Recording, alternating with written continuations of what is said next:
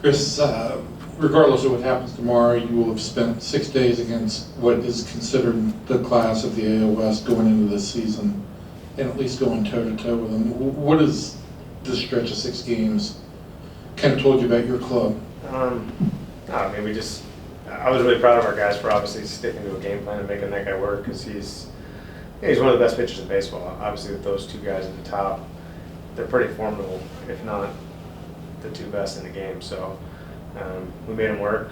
You know, we frustrated him, and I know he obviously we won't forget. He's going to come after us obviously every time he pitches against us. But you know, I was just proud of our guys for digging in there and having great at bats. The quality of the bats, especially in the first inning with Chu, doesn't surprise you. He does it every day. I thought Elvis's at bat, after Danny got the hit and stole second, that was a huge at bat. And Maz comes right after him and does the same thing. And those are the kind of quality that, especially to start the game, just sets the tone. And it, obviously led to a huge inning. And anytime you can get 5 on a pitcher like that, I mean, it's pretty remarkable. Just a great way to start the game, clearly. So I thought one of the reasons why you guys won this game is because your starting pitcher outpitched their starting pitcher. And only went 4 1/3 innings, and I know Sampson deserved. Yeah, he did a great job. No, absolutely. And you can't look at it as like, I pulled him out early because I was worried about, he pitched really well today. And, obviously the third time around, the guys that were coming up to bat, it was more about just obviously winning the game today and making sure that we stopped any of their movement forward, because that team can rally like no other. I mean, they feed off of one another, and they can string a lot of hits together in a hurry. So, I thought Sampson did a great job. Obviously the first 2 times through the lineup, he clearly outpitched their guy, and that was great for us. Chris, can you talk about Gallo again, because he hit another moonshot tonight? We were kind of looking like, where did the ball go this time? Yeah, I didn't see where it ended up. Once it gets down in that corner, I can't see it.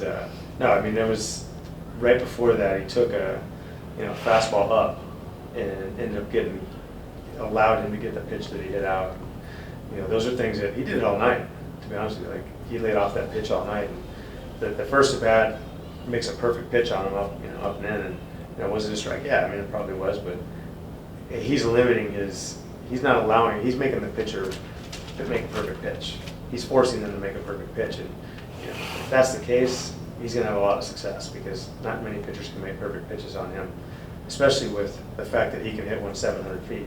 That scares people. So, and obviously a pitcher like Cole, he doesn't really have any fear of anybody, but at the same time, he made a mistake after that. He took the pitch up, ball, a couple pitches later, home run. So, just Joey needs to understand, to keep going, to keep doing it day in, day out, hopefully build off of it, build some momentum, and he can honestly be one of the best players in baseball if he continues. What does the versatility of Sean Kelly do for your bullpen?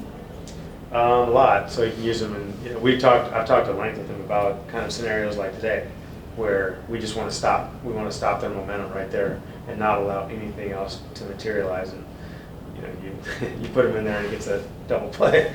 I mean, really, literally, like with one of their best hitters, if not their best hitter. So, that versatility allows us so many options to use him whenever. We can use him as a setup guy, or we can use him today like we did in the 5th inning.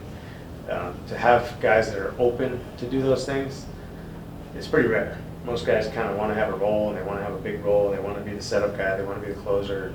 And Sean basically says, I want to win. And he understands, I talk through every situation, kind of like today, and just let him know, like, that won us the game. I mean, him coming in and shutting the door right there allows us to, add some more runs later, and it doesn't allow them to get back in the game.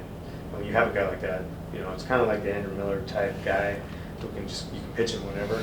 He doesn't necessarily have to be the closer, but he can come in at any time. That's really, really valuable. Gallo's home runs are really exciting to the fans. What kind of effect do they have on the team and your dugout? Yeah, I mean, we're all kind of in awe every time he hits. Even the last ball he lined out to center, you just don't see anybody hit the ball that hard. Nobody in baseball hits the ball harder than he does. And every time the ball comes off his bat, you just think you're going to see something you've never seen before. The fact that he's doing it consistently like swinging his strikes consistently. It's like every swing he takes. And it just reminds me of like all the great hitters I've ever played with or seen or coached against or played with or coached with. Every time they swing the bat, when they have that, it reminds me of, you know, the King Griffey Juniors and the A-Rods back in the day, that every time they swung the bat, you're like, ooh, you're just waiting for something special to happen. And Joey's kind of at that point right now where every time he puts a swing on a ball, you're almost expecting it to go out of the stadium. You know, and that's the consistency we're looking for. If he could do that, like I said, he'll be one of the best players in baseball. What is going on with Cabrera's shoulder? He's currently getting checked out. Hopefully he's okay. He's a tough son of a gun, man. He doesn't want to come out of any game. I kind of prefer not to have a play like that on the run, you know, when his shoulder's kind of bother him. But we'll see. I mean, we'll have it evaluated, and hopefully he'll be fine. He might be a little sore tomorrow, but hopefully he'll be okay. Chris, can you talk a little bit about Santana and the way he hit the ball tonight? Yeah, I mean, he kind of got us going to, you know, with the ground ball base hit early in the game. Like I said, against a really tough pitcher, and you see the power, the speed. He's already got 3 stolen bases, doubles, homer. Like, he basically can do it all. And you see he turns around for the first time hitting right-handed, and hits a rocket to left. So I think the thing that's impressed me the most is his ability to stay in the strike zone. That was one thing we talked about in spring training. You know, he's, like I said, he's a very handsy hitter, and he's now sequencing his body a little bit more to rely on his body to swing more than his hands. So it's allowing him to take some pitches. You see he's taking some pitches up, taking some pitches down. That, you know, if he does that, he's a pretty special player, because he can hit the ball to all fields, hit the ball to power to all fields, both right and left, with speed. So it's been fun to watch. I'm really happy for him.